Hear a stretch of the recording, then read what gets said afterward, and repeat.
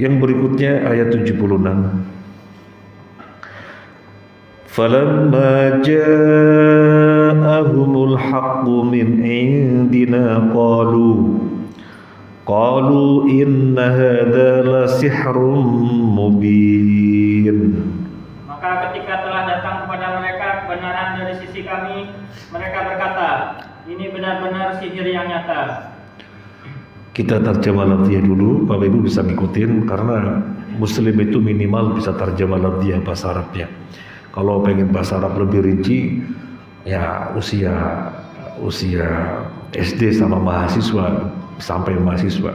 Kalau sudah Bapak Ibu berat ya, maka paling enggak terjemah lafziah, terjemah kosakata.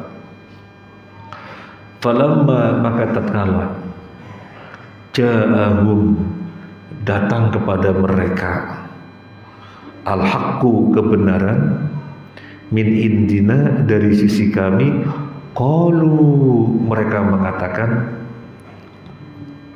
inna hadza sesungguhnya ini la sihrun mubin sungguh sihir yang nyata. Disebutkan di dalam tafsir As-Sa'di alladzi wa akbaru anwa'il haqq wa 'adhamuha wa huwa min indillah. Ini tafsir As-Sa'di. Kata Syekh Fatih Al-Mausuli, baca tafsir As-Sa'di. Tafsir As-Sa'di adalah tafsir yang sangat usuli sekali. Ya karena beliau orang usul dan beliau melihat tafsir-tafsir yang ada yang sangat usul adalah tafsir As-Sa'di.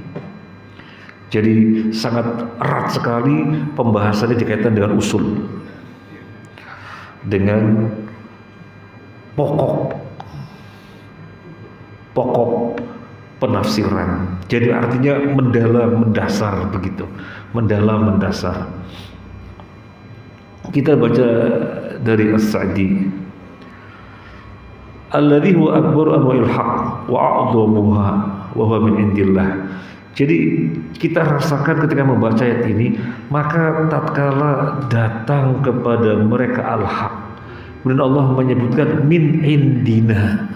Saya ulangi lagi. Maka tatkala datang kepada mereka al-haq, kebenaran min indina dari sisi kami, apa kata Syekh As-Sa'di? Ini al-haq bukan sembarang al-haq. Ini al-haq seagung-agungnya al-haq. Ini al-haq sebesar-besarnya al-haq. Bagaimana tidak? Min indina. Al-haq ini datangnya dari sisi Allah. Alladzi khada'at li'azamati ar-riqab wa rabbul alamin. Siapa Allah? Allah adalah zat yang seluruh apapun yang ada mengagungkannya. Tau'an au karha, baik secara suka, cita atau dengan terpaksa, semuanya tunduk kepada Allah. Sampai orang kafir pun tunduk kepada Allah. Tunduknya secara apa? Tunduknya secara karha.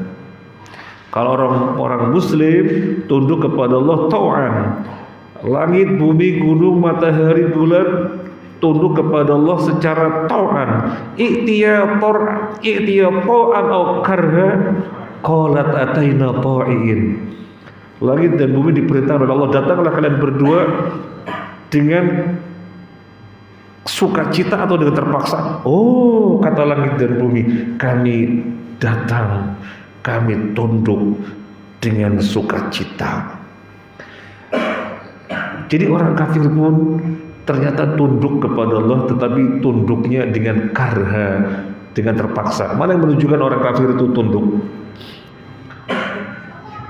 Hukum dari Allah menyatakan, hukum kauniyah yang Allah tetapkan, kalau lapar butuh makan.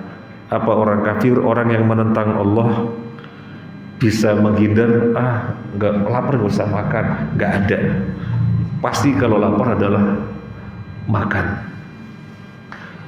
hukum kauniyah yang Allah tetapkan. Kalau haus, minum. Nah, orang-orang kafir yang menentang Allah bisa berlepas diri, saya haus gak perlu minum, gak bisa. Pasti tunduk kepada hukum Allah, pasti. Hukum kauniyah yang Allah tetapkan menunjukkan kalau capek istirahat. Dan orang kafir yang menentang Allah, sebagaimana keberadaannya menentang Allah, wah saya tentang, saya capek nggak bisa istirahat, nggak bisa, pasti istirahat. Nah, jadi orang kafir pun tunduk kepada Allah, tetapi tunduknya karha. Berbeda dengan kaum muslimin dan seluruh alam semesta, semuanya tunduk kepada Allah secara tau'an, semuanya bertasbih. Walakin la tafqahuna tasbihahum, tapi kalian tidak tahu bagaimana mereka tasbih. Mereka sujud. Alam taro annallaha yasjudu lahu man fis samawati wa man fil ardi wasyamsu wal qamar wan nujum wal jibal wasyajar wad dawab wa katsirun minan nas. Tidakkah kamu mengetahui bahwasanya Allah itu sujud kepadanya matahari, bulan, bintang, gunung, pohon, binatang, semua sujud kepada Allah. Jadi semuanya tunduk kepada Allah. Nah, ketika datang kepada mereka al-haq, kebenaran, dan kebenaran ini seagung-agungnya kebenaran, seagung-agungnya al-haq.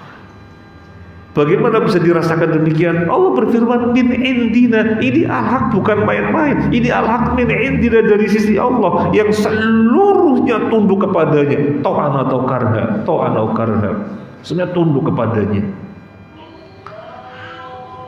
Tetapi apa yang terjadi pada Fir'aun dan para pembesarnya ketika datang kepada mereka al-haq dari sisi Allah, qalu inna hadza la sihrun mubin. Ini benar-benar sihir yang nyata. Kata Syekh As-Sa'di,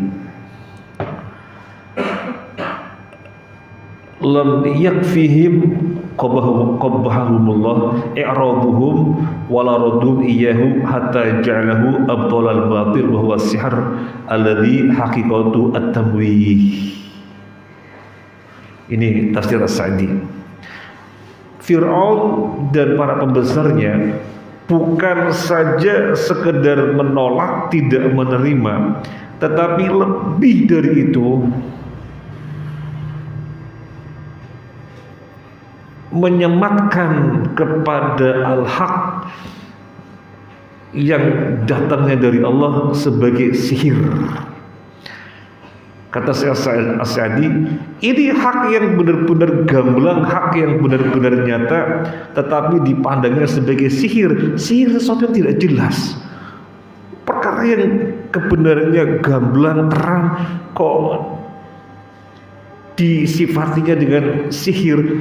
Sihir itu karakternya sesuatu yang tidak jelas, samar, lembut. Ini bukan samar, ini bukan lembut, hak yang benar-benar hak.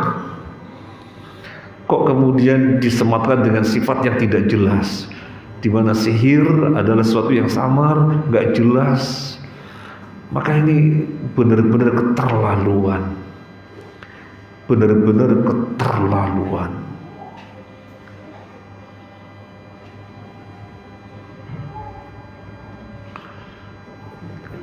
Kira-kira fenomena pada tengah-tengah kita ada nggak?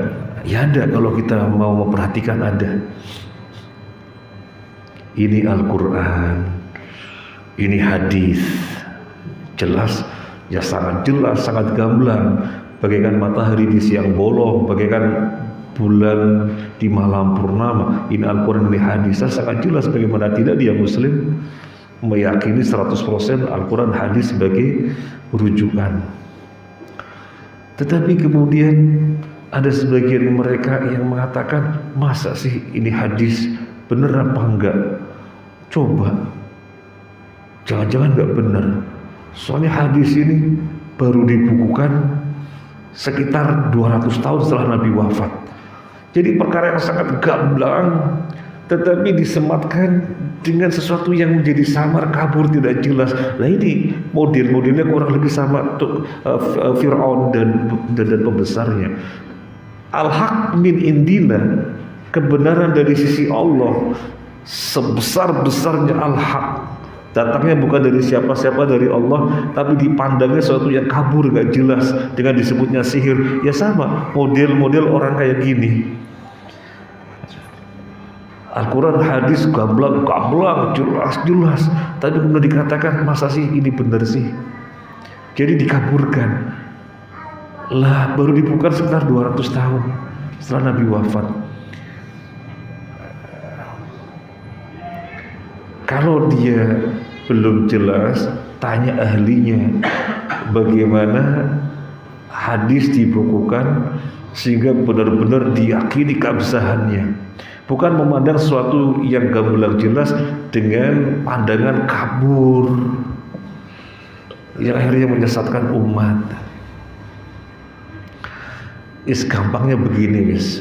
Kalau mau dibahas nanti Ustadz bisa ditunjang ahlinya, karena beliau fakultasnya hadis, hafidhullah ta'ala. Atau yang lainnya yang fakultas hadis, Ustadz Khalid Sahudi, Ustadz Abdullah Zain.